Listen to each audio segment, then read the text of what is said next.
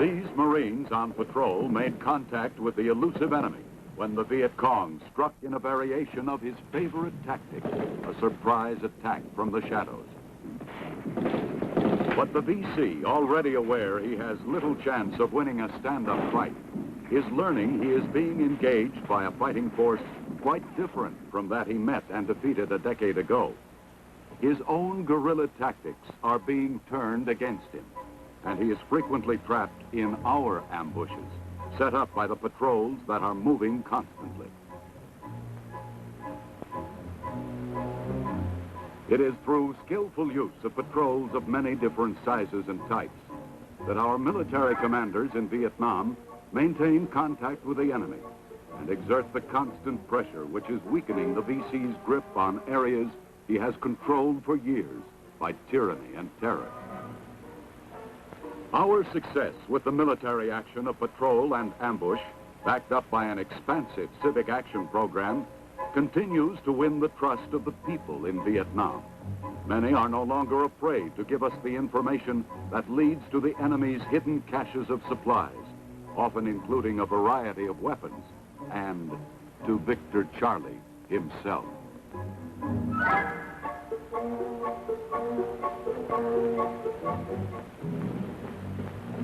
For every patrol, of course, the way is strung with danger.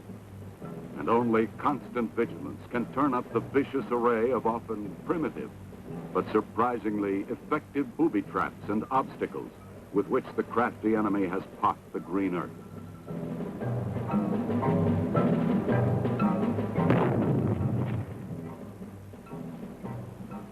Every cave must be thoroughly and cautiously explored. Even a youngster plodding along the road could have a grenade concealed in the heavy burden. It has happened before.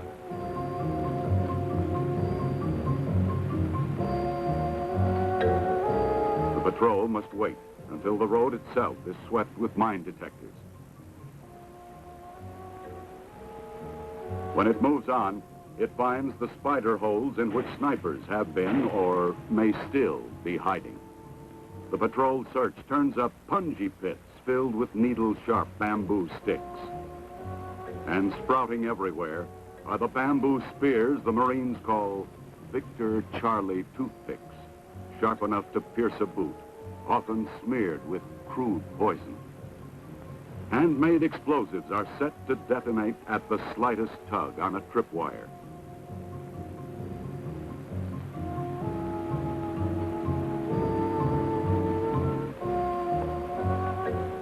Yes, every foot of the way is strung with danger.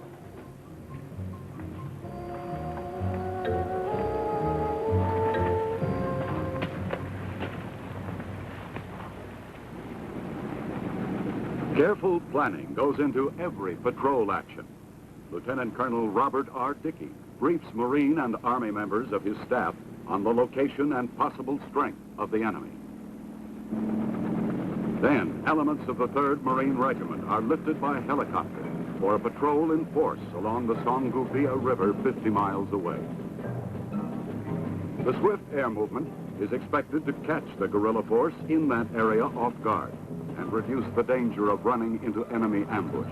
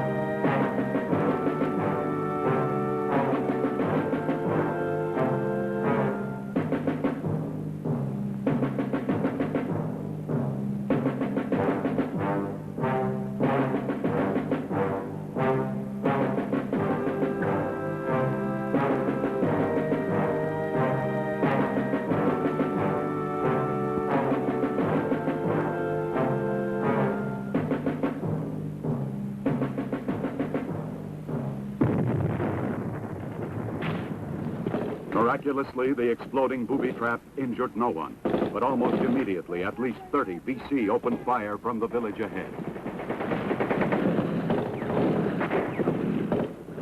Bullets rip through the leaves, and a Marine is hit.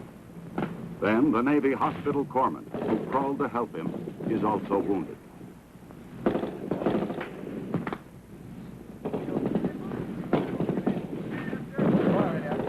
Riflemen push forward, past Viet Cong civilians cowering in the ditch along the trail.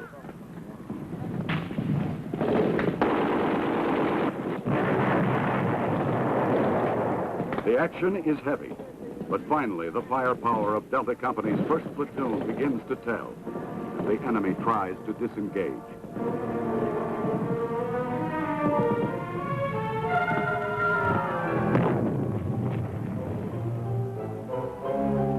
In the village and beyond, Delta Company finds what's left of the enemy.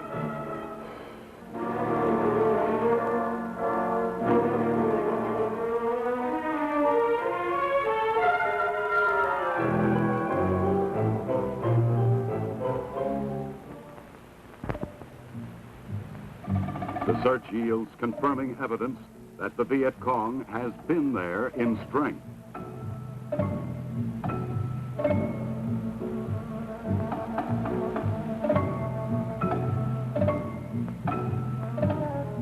In the tree lines and along the bank of the nearby stream, the patrol uncovers a complicated network of trenches and tunnels.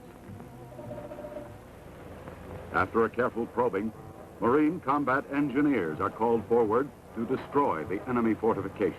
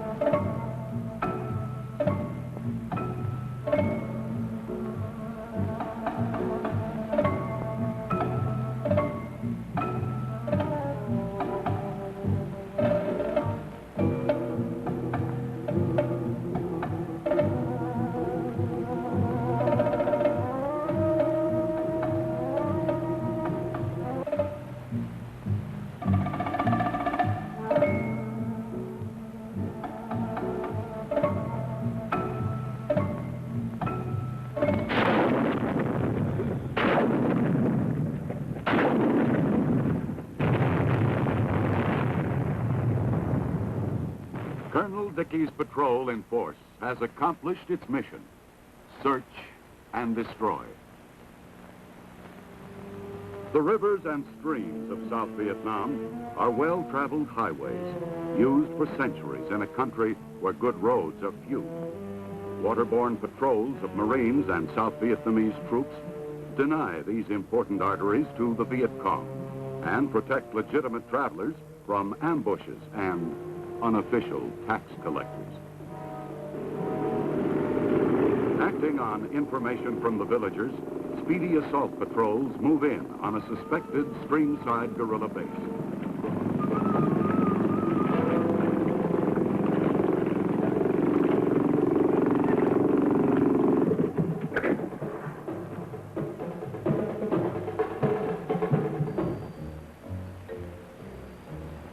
Always, the mission of the patrol is to make contact with the enemy, to determine his strength, disposition, and intentions, to seek him out and destroy him. Marine Lieutenant Richard Nicklin and combat photographers covered such an action during Operation New York. This is the 1st Platoon of Gulf Company, commanded by 1st Lieutenant Terry Moulton. We're on a search and clear mission this morning. This is going to be a methodical search, house by house, village by village, as we move north.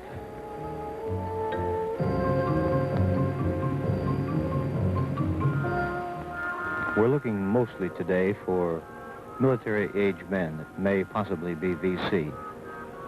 So far, all we can see are women and children and old men. There are no young VCs. We have Vietnamese nationals who do the interrogating, asking where the VC are, where they may have gone. We're looking for tunnels, caves, anything where the Viet Cong may hide.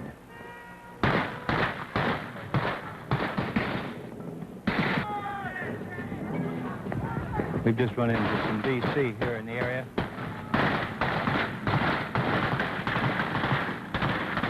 Right immediately to our front is a group of huts at the edge of a small village, getting some return fire.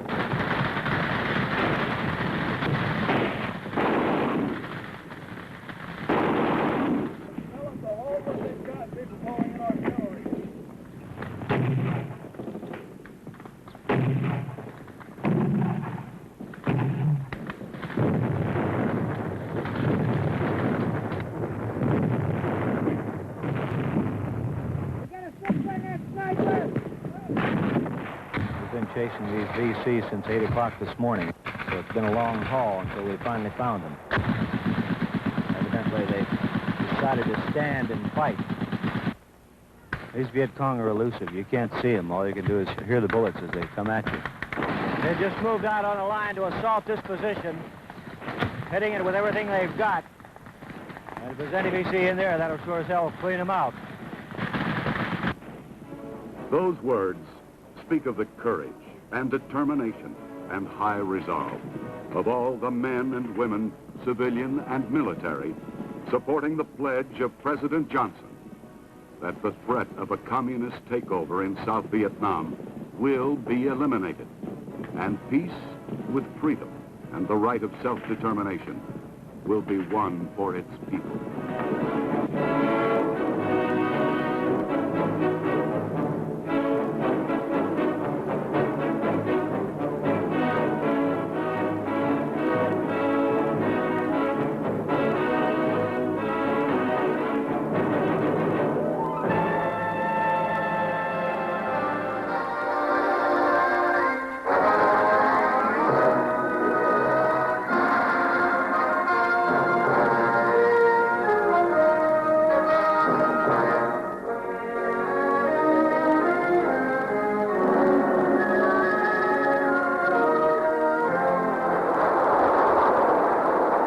December 1967.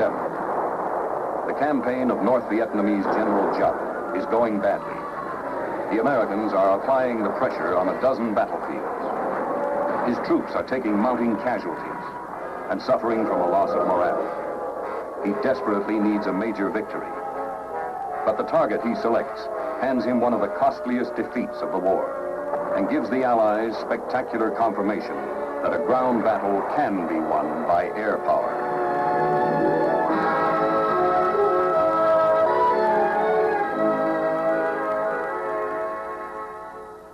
Khe Sanh, an Allied base manned by U.S. Marines and 1 battalion of South Vietnamese Rangers. Cornerstone of the defense line where the demilitarized zone and the Laotian border meet. The mountains surrounding Khe Sanh overlook the Ho Chi Minh Trail. To Giap and to some Western observers, Khe Sanh's similarity to Dien Bien Phu make it a lucrative target, one that might bring a victory as decisive as the one that forced the French withdrawal a decade before. Into the area, Giap moves 2 full divisions, more than 20,000 men, and positions them to surround the 6,000 defenders. A 3rd division is moved toward the Marine base at Camp Carroll.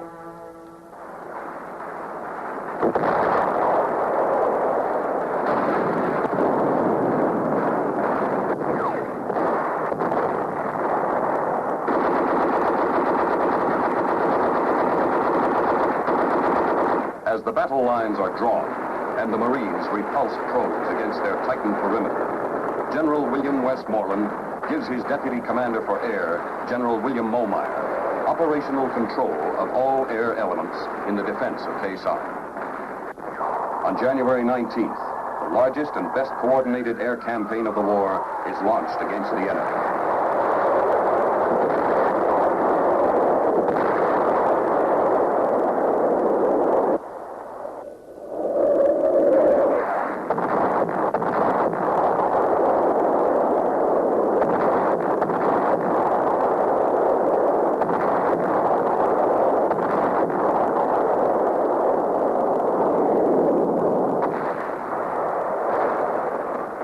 With land routes blocked, every ounce of food, every round of ammunition must be flown in to the besieged Marines across an air bridge that is always busy, always dangerous. Enemy gunners score a hit on an A-4 flown by Marine Major Bill Loftus.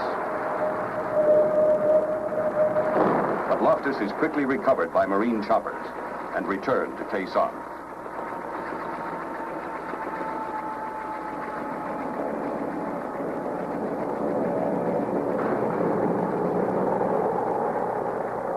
The big cargo aircraft become known as mortar magnets. But in spite of the mortars, in spite of enemy anti-aircraft fire, in spite of bad weather, the air bridge is never cut.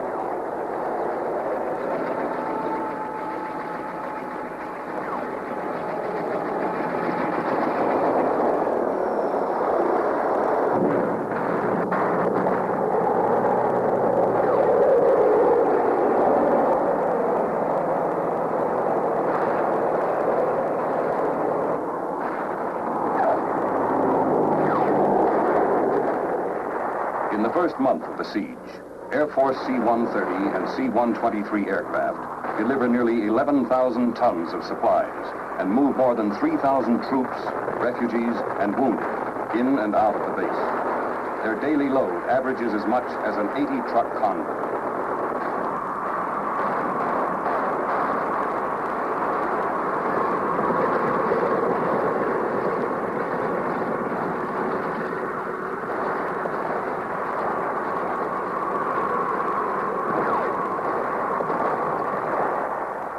A handful of Air Force aerial port personnel, under constant enemy fire, load and offload as many as 30 aircraft in a day. As the supply by air continues, the Air Force coordinates intelligence from all sources to pinpoint the enemy positions. Air Force reconnaissance crews are able to penetrate the jungle canopy and zero in on enemy targets with highly sophisticated electronic and photographic devices that detect the enemy's slightest move. They often locate more than 300 targets a day. But Jacques' plan calls for a quick victory. He steps up the intensity of his assault, scores a hit on the Marine ammunition dump.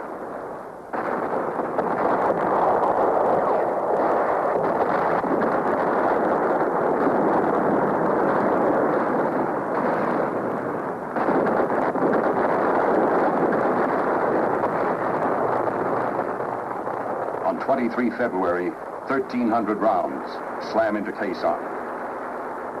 Casualties among the defenders mount.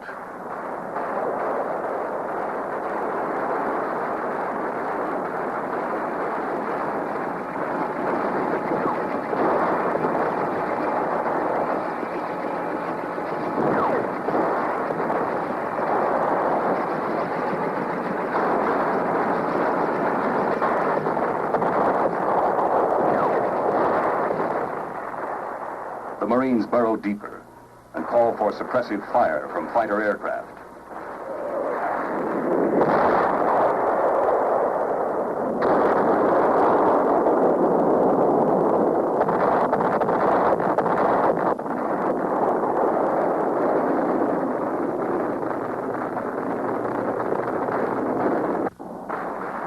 On the airstrip, the airlift planes meet increasing enemy fire.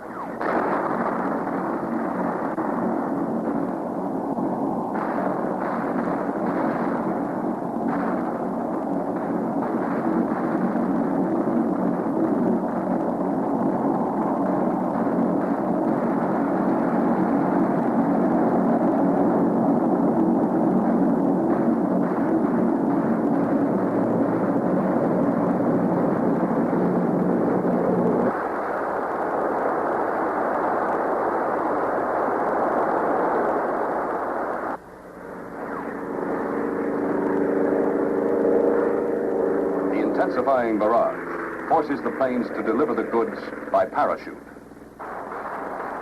The communists are steadily increasing their attack. The specter of Dien Bien Phu is revived in American headlines. But what the French lacked, the Americans have in overwhelming strength, the decisive element of air power.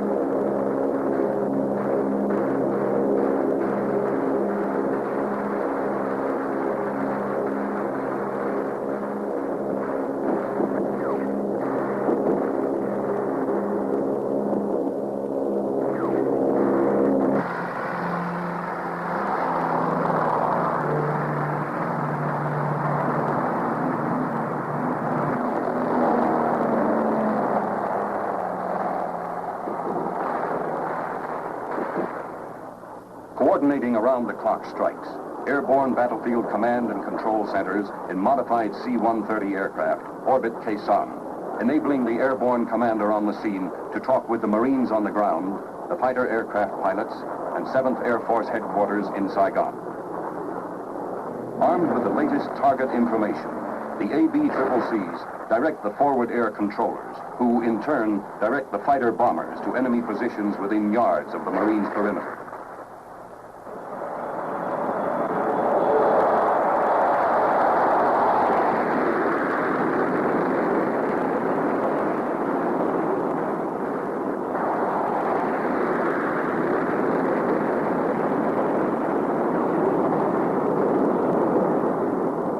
B-52s with their sophisticated radars are able to strike in any weather. Each carrying more than 30 tons of bombs, blast enemy bunkers and supply dumps, devastating the surrounding landscape.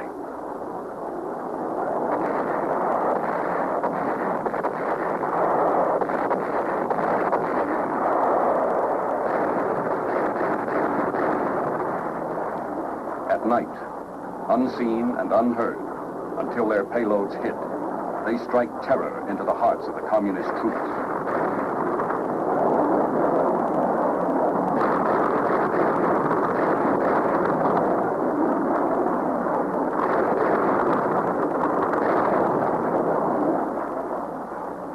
The air effort is massive. In February and March, General Momeyer directs more than 21,000 sorties in defense of Khe Sanh.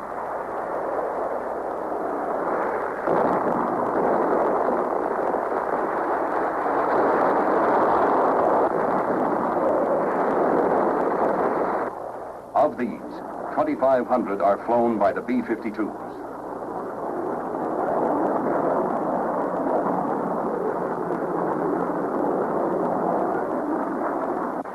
During the same time period, Marine artillerymen at Khe Sanh and Army gunners firing from bases many miles away lob thousands of shells at the enemy.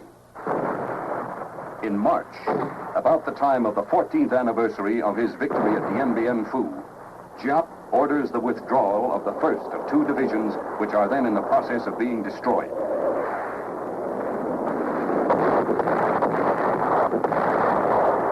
At the same time, the monsoon lifts, clearing the skies for a growing stream of airlift and medevac aircraft.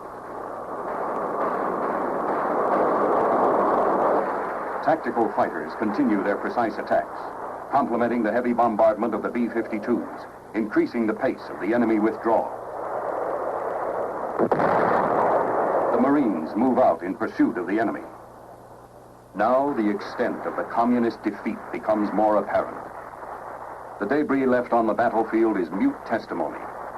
Stockpiles of ammunition, rockets, mortars, and automatic weapons, laboriously packed down the Ho Chi Minh Trail, are abandoned.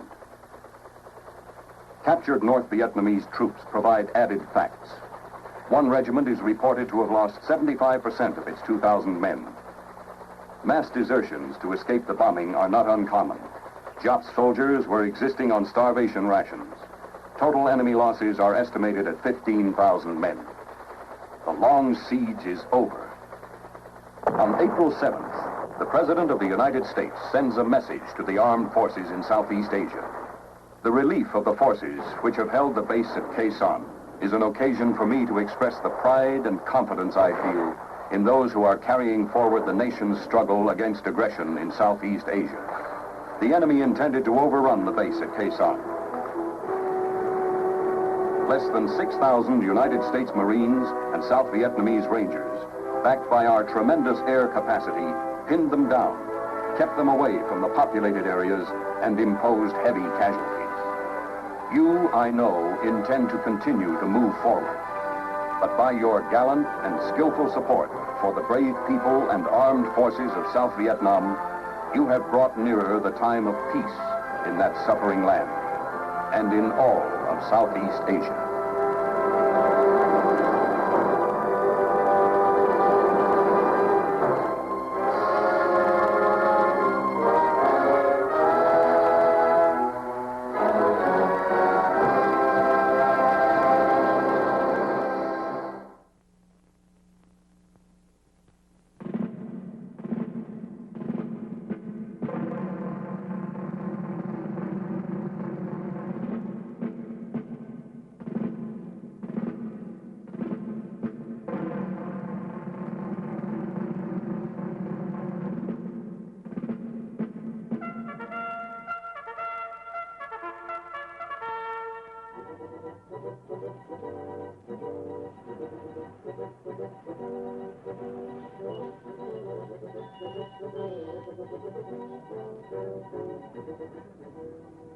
In the spring of 1973, 473 American fighting men, newly released prisoners of war, came home from Hanoi.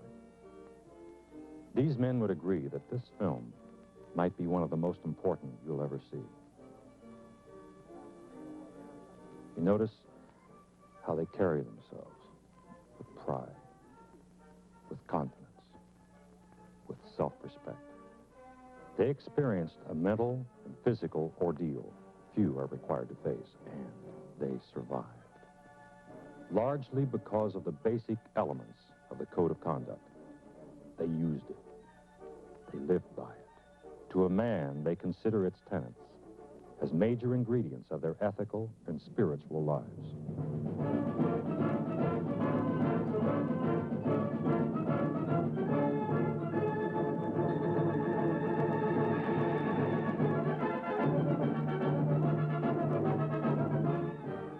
What is this code, this document, that evokes such positive response?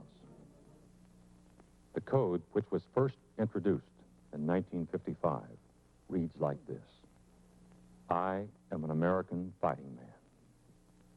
I serve in the forces which guard my country and our way of life. I am prepared to give my life in their defense. I will never surrender of my own free will. If in command, I will never surrender my men while they still have the means to resist. If I am captured, I will continue to resist by all means available.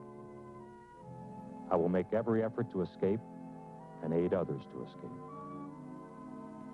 I will accept neither parole nor special favors from the enemy. If I become a prisoner of war, I will keep faith with my fellow prisoners.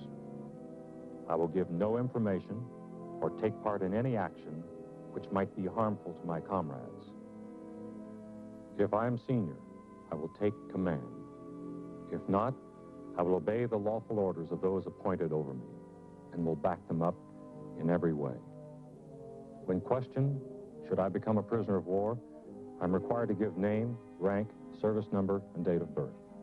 I will evade answering further questions to the utmost of my ability. I will make no oral or written statements disloyal to my country and its allies or harmful to their cause. I will never forget that I am an American fighting man, responsible for my actions and dedicated to the principles which made my country free. I will trust in my God and the United States of America. Have you got any heartburn with that? You find anything you can't live with? Probably not. In fact, in the next few minutes, we're going to show you how the code will help you and what it will mean to you in your continuing career as a member of the United States Armed Forces. The code works, but you don't have to take my word for it.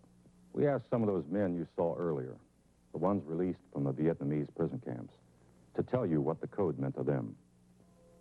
Each man is a little different. Each man comes from a different background, regional, racial, cultural. They wear different uniforms. There's a variety of ranks and ages.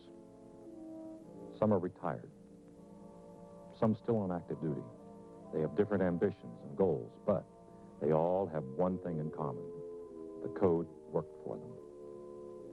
You carry in common with those men not only the code of conduct, but also an oath made at your swearing in to uphold and defend the Constitution of the United States.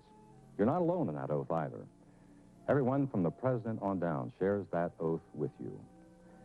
Our first president, General Washington, in his farewell address to the youthful republic, described us Americans and how our heritage is the mortar that holds the wall together.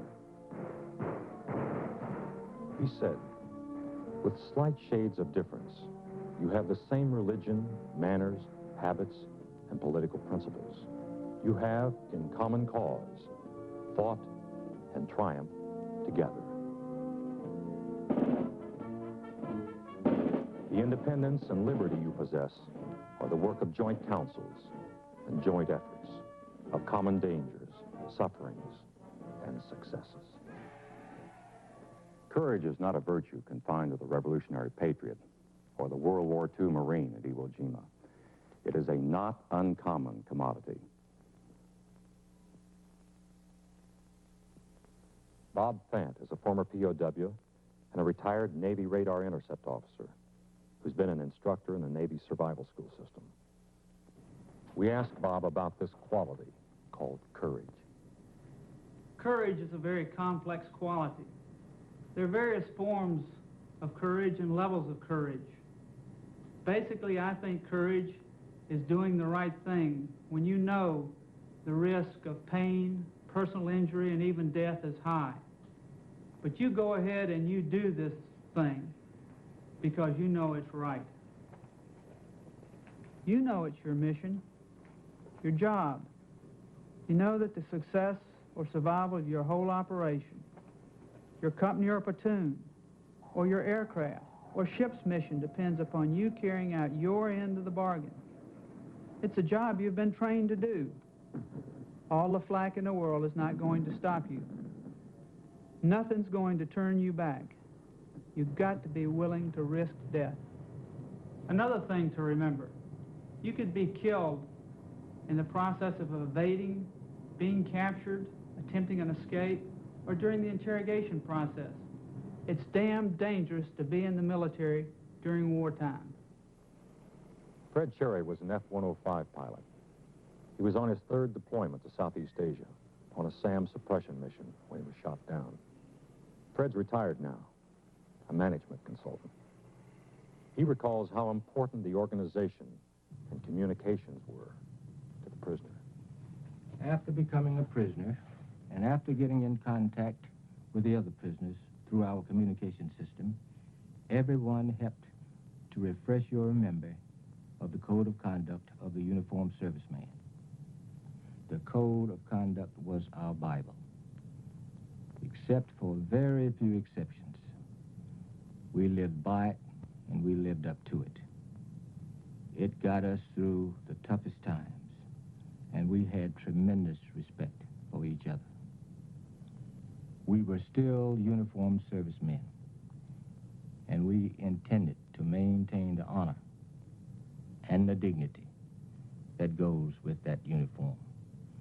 When a new prisoner came in, he was reminded of his responsibility to the code.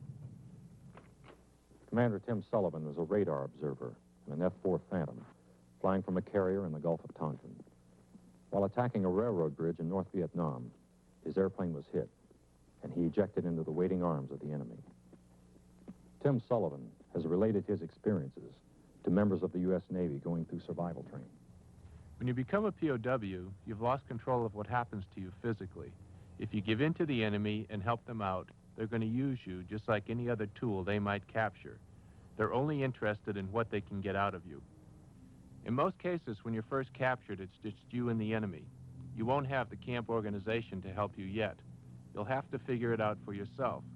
The code of conduct works, but only because of everything else that works in our society: family, religion, patriotism.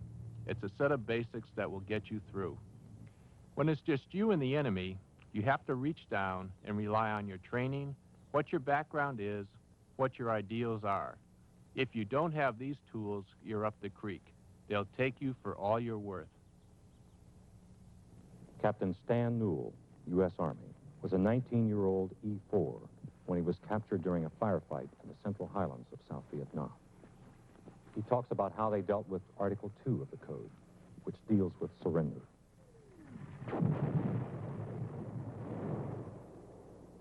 The battle lasted for about 4 hours, and maybe up until the last hour or 45 minutes, the thought of surrender or defeat never crossed anyone's mind, not mine anyway. The assumption was everyone believed that help was on the way. But then, the last hour, when things started looking bad, and we hadn't had any contact with our higher units for quite a while, we began to wonder and to worry. There was a staff sergeant with us, Staff Sergeant Montgomery. He died that day. There was he and I and maybe 2 others left, and someone asked him, "What are we going to do, Sergeant?" And he said without hesitation, "There's no question of what we're going to do. We're going to stay here and fight." And that was all that really needed to be said. We were surrounded, all of us were wounded, and could be overrun at any minute. There was no way to evade capture, but we would resist the enemy until whatever the end was. Sergeant Montgomery was like a god to us, and we responded to his leadership. It takes a certain kind of person to be a career soldier and a professional like Sergeant Montgomery. He had some very strong feelings about his country, about what was right and what was wrong, and he was willing to put his life on the line for what he believed. Well, so far we've heard about courage, integrity of the group, how important things like the family, religion, patriotism are to making it in trying to evade capture or in a captive situation. All those you've heard from so far were directly injected into a combat situation. Even if you're not a combat soldier, you could, through a fluke or an accident, find yourself in enemy hands. It happened to one 19-year-old sailor. Doug Hegdel was just 6 months in the Navy and was serving as a clerk aboard ship. When the guns on his ship opened up on enemy coastal positions, the concussion and the surprise caused him to lose his footing, and he fell overboard. He kept afloat for 6 hours, but unfortunately, he was picked up by a North Vietnam fishing vessel, and soon he was languishing in the Hanoi Hilton. Doug Hegdel today is a civilian instructor at the Navy Survival School in San Diego. You see, the code was never designed to be a law. If you want to compare the code to something, I would compare it to, say, the 10 Commandments. You know, none of us have kept every commandment, but that doesn't mean all the theologians get together in a conference and decide to water it down and make it livable for all of us. No, it's not supposed to be easy to live with. The same with the code of conduct. It's a moral code, and if you keep to the spirit of the code, that's what's expected of you. If you keep to the letter of the law, so to speak, well, that's great. But your country realizes that, you know, they can bring great pressure to bear, and they can trip you and make you break maybe the wording of the code of conduct, but they can't make you break the spirit of the code. Lieutenant Colonel Nick Rowe never set foot in the Hanoi Hilton. He spent more than 5 years in a number of prison camps in the jungles of the South. He was and is a Special Forces officer. He was captured when his team was overrun by the Viet Cong, and on his 4th attempt, successfully escaped. Indecision is one of the major problems that you'll face as a prisoner of war. The enemy is going to force you to make decisions, and it's up to you to decide what is right and what is wrong, and you have to know the difference. If what you do is right and you know it's right and you take a hit for it, then it's worth it. The code is our guide, and we teach it as a guide. It is there when nothing is black or white, but simply shades of gray. Now, the code is a guide. It's not there to hurt you. The Uniform Code of Military Justice is the law. There is a difference. Lieutenant Colonel Jerry Driscoll, an Air Force fighter pilot when he was shot down, spent nearly 7 years as a POW. Within a few hours of his shoot-down, he was under intensive interrogation. I quickly realized that one of two things was going to happen. One, they were going to beat me to death, or two, they were going to end up getting some information that they really wanted. In the early 60s, the training people said that the code of conduct had to be followed absolutely word for word. No ifs, ands, or buts. This was due primarily to a lack of understanding as to why the code came about and how it was to be used. In Vietnam, we found ourselves with a situation where you could not follow that policy absolutely. If you tried to, you were dead. If the Vietnamese wanted some information badly enough, they stood a good chance of getting something that they could really use. But it was your job to make sure that they didn't get anything very good. Just remember Article 5. You must evade answering further questions to the utmost of your ability. This is Navy Commander Ralph Gaither. He was on a low-level mission over the north when his F-4 took ground fire and came apart. He ejected and landed in the middle of a farmer's field and was captured within 3 minutes after he hit the ground. His 7 years as a POW made a profound impact on him. You'll hear what they want you to hear, and you'll feel what they want you to feel. You'll be as clean or dirty as they want you to be. You'll breathe the air that they want you to breathe. But you've got to remember this, that you've never lost as long as you keep fighting. And what's up here is what's important. Many as a day I stood stark naked out in the middle of a courtyard while they searched through all my worldly possessions, looking for some secret rocket fuel form that I'm supposed to have. But they could not take what I had up here. It's the little victories that really count. You can steal what you have a right to have. You can communicate with your buddies what you have a right to communicate. You can work together and strive together as a team. And through these little victories, you're going to come out of it alive. While Commander Gaither didn't have a chance to evade capture, some downed airmen did successfully avoid falling into enemy hands. One of those who evaded capture for more than 3 weeks was Lieutenant Colonel Roger Locker. He's been a member of the Air Force headquarters staff at the Pentagon. On 10 May 1972, I was in an F-4 Phantom, and our flight of 4 F-4s engaged 11 MiG-21s 50 miles north-northwest of Hanoi. In less than 1 minute's time, our flight shot down 3 MiG-21s, and I, myself, was shot down. Being shot down is one of the last things that you have in your mind whenever you go out to fly on a combat sortie. As I was in the parachute, I had a bitter and sweet feeling. The bitter was in the fact that due to my geographical location, evasion seemed an almost impossibility, and sweet in the fact that I was still alive. As I went down through the trees, I began my 23 days of evasion in North Vietnam.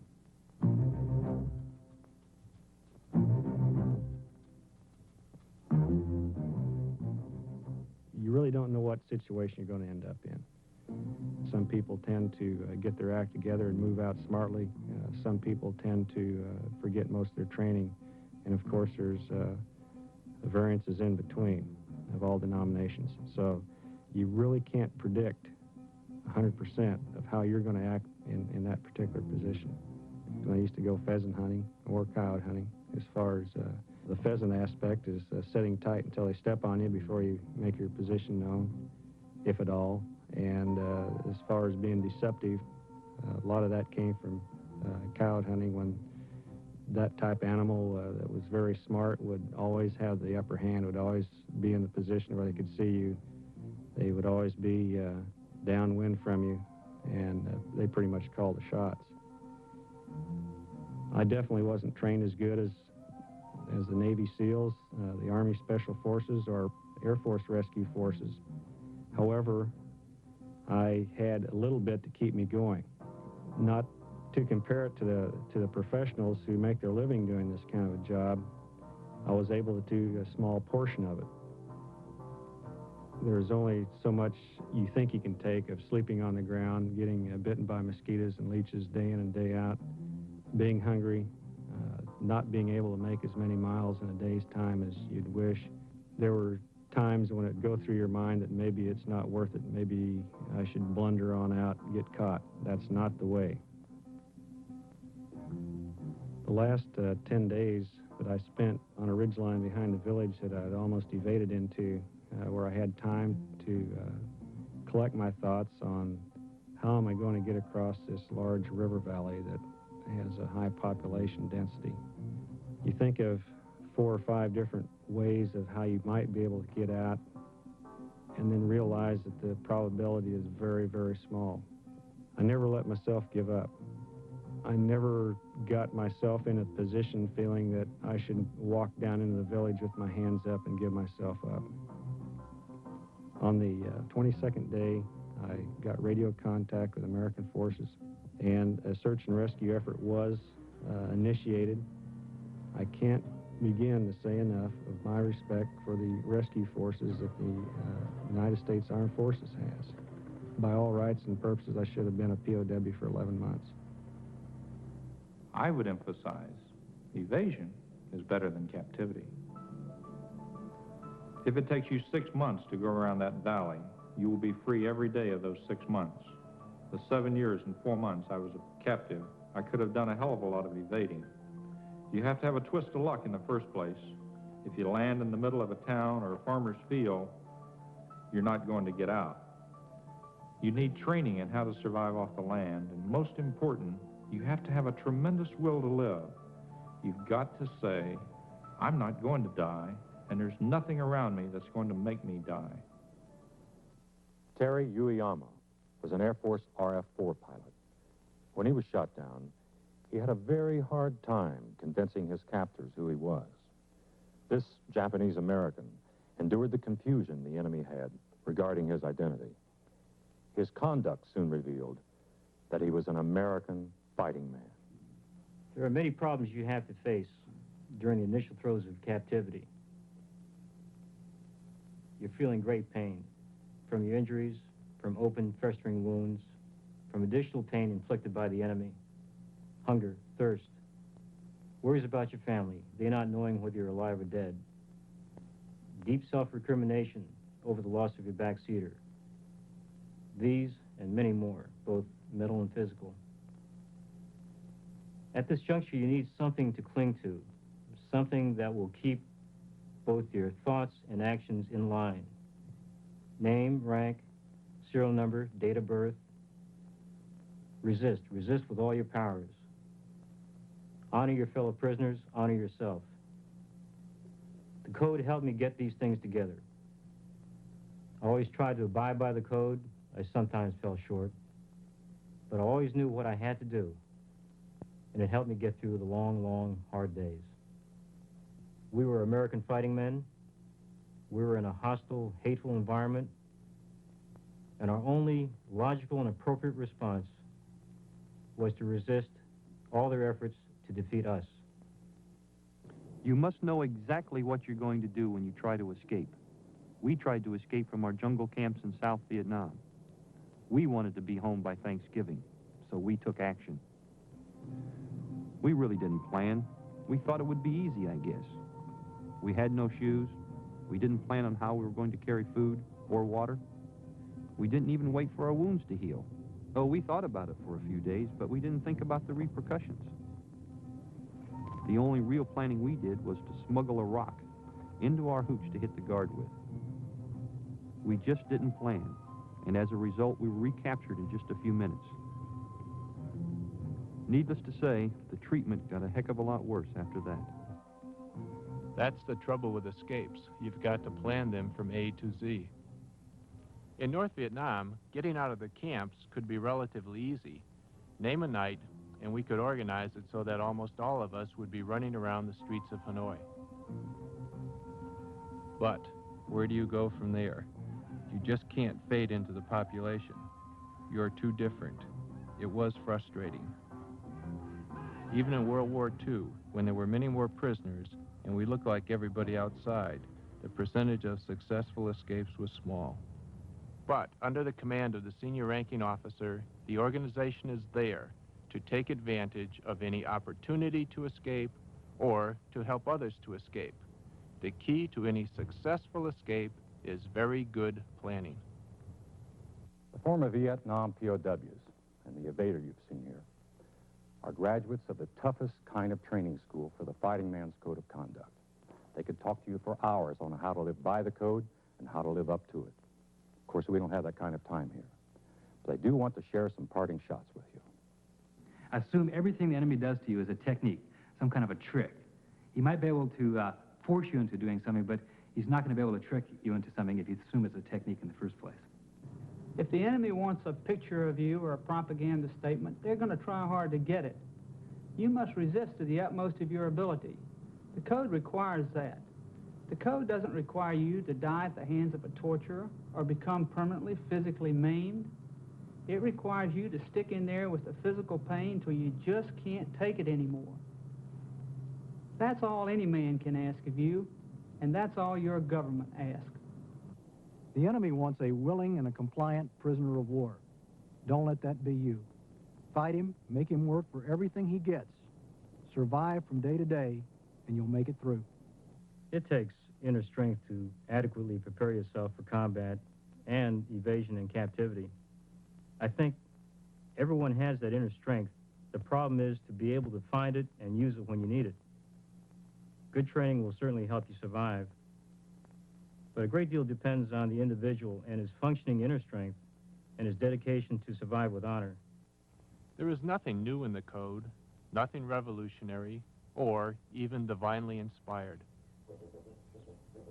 All they did was go back after the Korean War and examine all the past POW situations and review what you will do and what you won't do, and put them into an easily understood and easy to remember set of guidelines.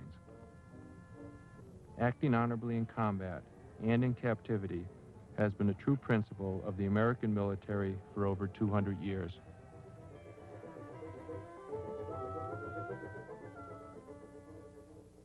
Confidence in your leaders and trust in one another prepares you for combat or captivity. That is a reasonable demand under any situation. The code is central to that kind of conduct. I am back here alive. I can live with myself. I feel good about myself. I feel good about my fellow prisoners who helped me to maintain my self-respect. You can't do it alone. The preamble of the code says, America will make every effort to obtain the early release of its prisoners, and promises that the laws of this land will care for their families while they're away. The guy on a battlefield or in a prison camp must know that America loves him and is taking care of his loved ones. You cannot imagine the desperation a man would feel, the guilt, if he hadn't prepared for the POW possibility. Anybody who might even remotely be subject to captivity should take all legal and official steps available to provide for his family. We Americans have grown up with a set of basic moral principles. It's in our history. It's what Americans stand for. It's not taught in the military, but everybody knows it. You went through school learning about the early settlers who fought for their freedom. First against nature, and then against British rule.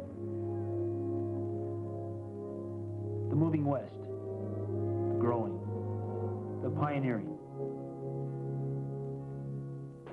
The people who fought in our great wars and paid an enormous price for the freedom that we enjoy today.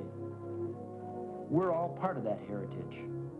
Those of us in the military especially have played a leading role in protecting, for all Americans, a way of life and a political system that can't be beaten anywhere on this earth.